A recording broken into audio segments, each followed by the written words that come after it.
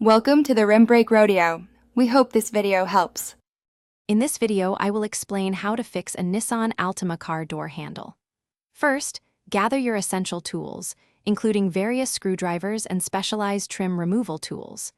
Next, acquire a new door handle assembly designed specifically for your Nissan Altima model.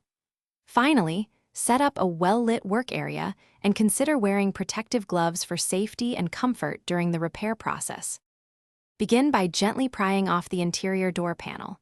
Use plastic trim removal tools to avoid scratching your vehicle's finish. Once the panel is loose, carefully disconnect any electrical connectors, such as those for power windows or locks.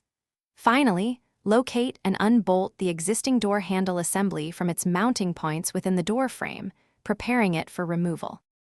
Now, carefully position the new door handle assembly into place and secure it using the appropriate bolts.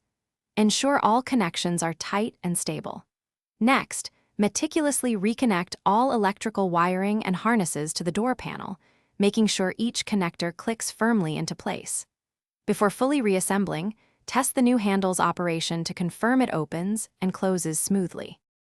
To complete the repair, carefully reattach the interior door panel, ensuring all clips and fasteners align correctly for a snug fit.